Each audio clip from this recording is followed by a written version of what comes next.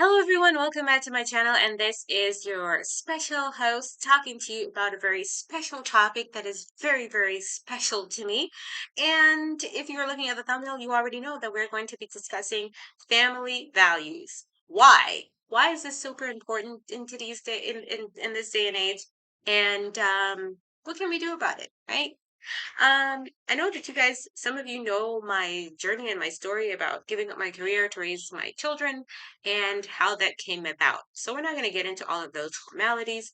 I just want to talk a little bit about why I made that decision and how we're doing so far. All right. I really wanted to have a career when I was younger. And when I saw very early on, and maybe somebody pulled my curtail about what was happening around me, I decided that I think that the best thing for me would to be able to be in a family way. Now, um, one of the things, well, several things, but one of the things that I wanted to talk to you about when it comes to family values is the choices and how they pan out in a family way. Now, there's a lot of pressure on women in this day and age to pursue their career and to be in the spotlight and to give in to their every women desire, and that's going to cause real happiness. Yet 80% of women in America, at least, hang on a second, let me go and study the statistics right now. I need to check this.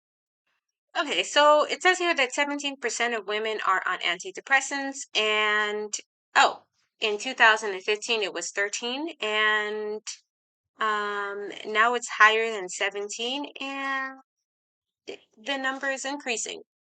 So I'm not going to make a great leap, a grandiose leap, and say that is as a direct result of women not having families and children. Um, but I would argue that there are some statistics that show just that. And I'm not going to get into that today. What I'm going to get into is family values and what you value as a woman.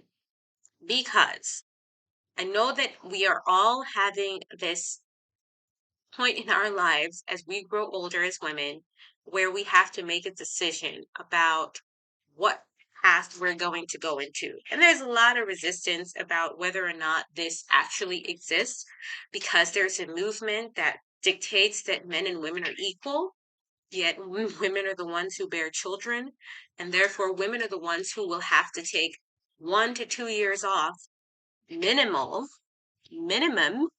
to care for said child full time. And what has happened is that we are now being pushed in the direction of have your baby, go back to work, and build your career, and that's it. Let somebody else take care of the child. I have a real problem with that because um, this not only does the child a lot of harm, it also does us harm. Women live with a constant sense of guilt for having have to leave their child within the care of stranger. And I know that daycare is designed for a lot of women who don't really have a choice. But for those of us who are married, I'm talking specifically about people who have a support system where they are not in dire straits, where they have to work, are being forced to go to work anyway. And this is a problem. This is a huge problem because what you will see is a whole generation growing up with abandonment, attachment, and emotional bonding issues. Now, these are not my words. I can, maybe if I can find the link, I will leave it in the description down below about studies that have shown this taking place right now as of my generation, the generation who was raised by television. And it's going to continue to get worse if we as women don't start to acknowledge the importance of us forming healthy bonding relationships with our children for the first, at least for the first 5 years of life. And in my last video, I talked about what are some of the changes that have to take place in our lives. And I focused in that video on finances. In this video, I'm going to focus on your family values. Everything that has been fed to you about what women can do and what women can't do is as a direct result of the environment that you live in. And I talk about environment because we are constantly being bombarded and stimulated by opinions which we may agree or disagree with, but are in the end effect affected by. And so, if you agree with the idea that women should be going back to work immediately after they have had a child, then you might have to really start to question that agreement and why.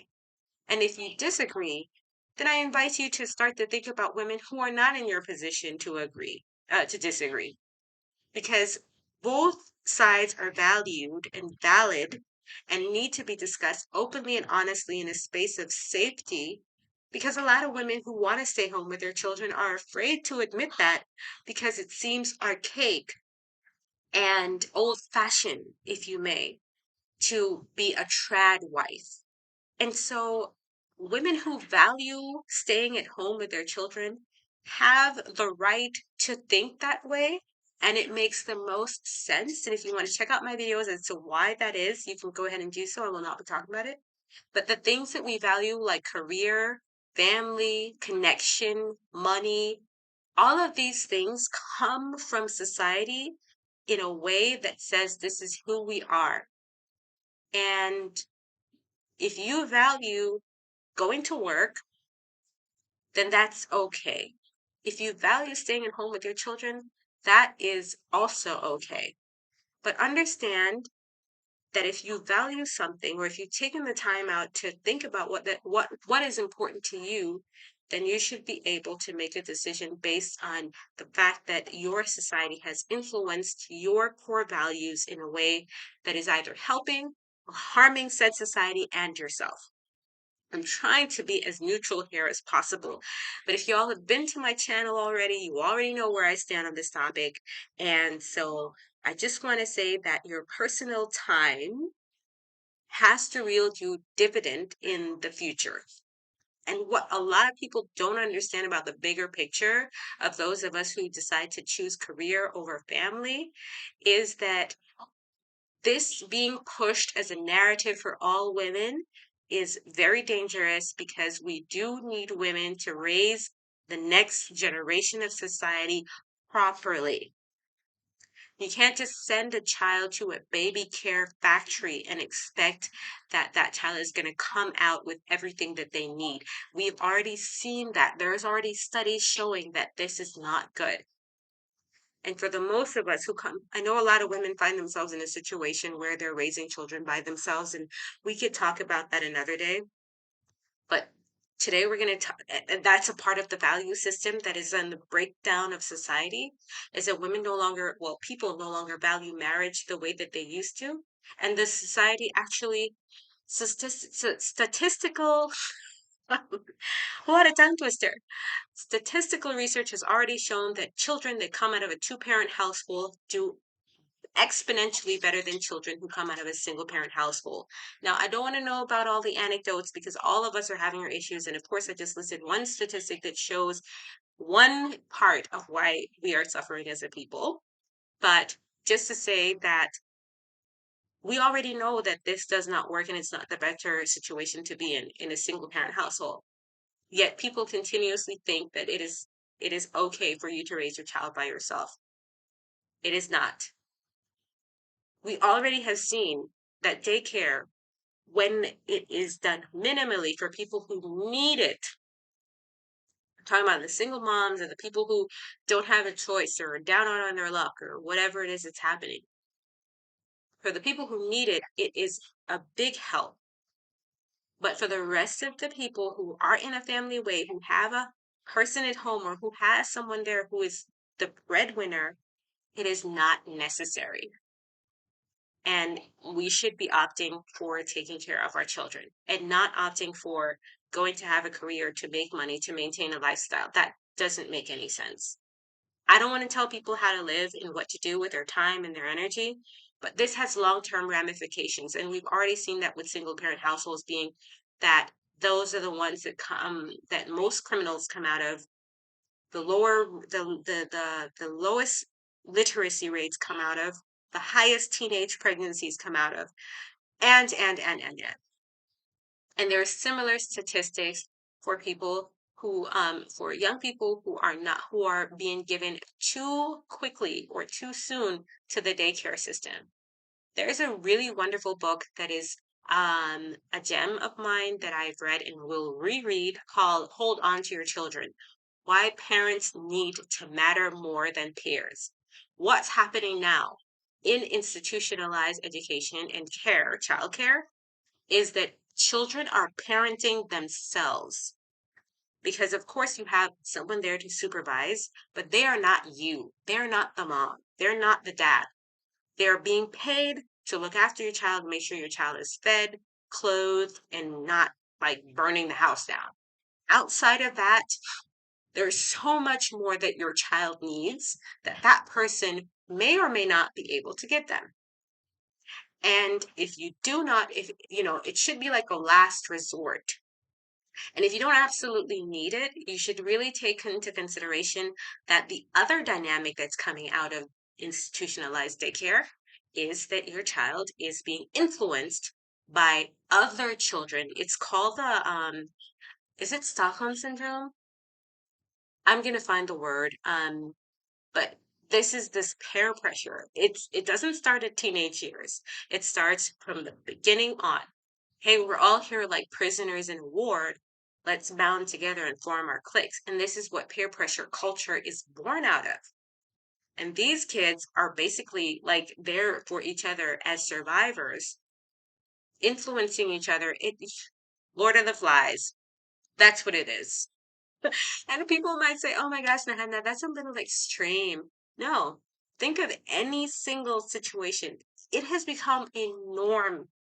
It is a psychological fact that peer pressure is the number one reason why young people do the stupid shit that they do.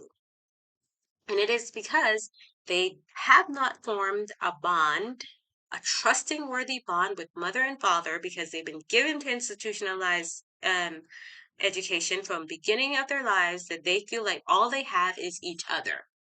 And because they feel like they only have each other, they rely on each other for advice, protection, and trust and bonding. So basically, kids are parenting kids.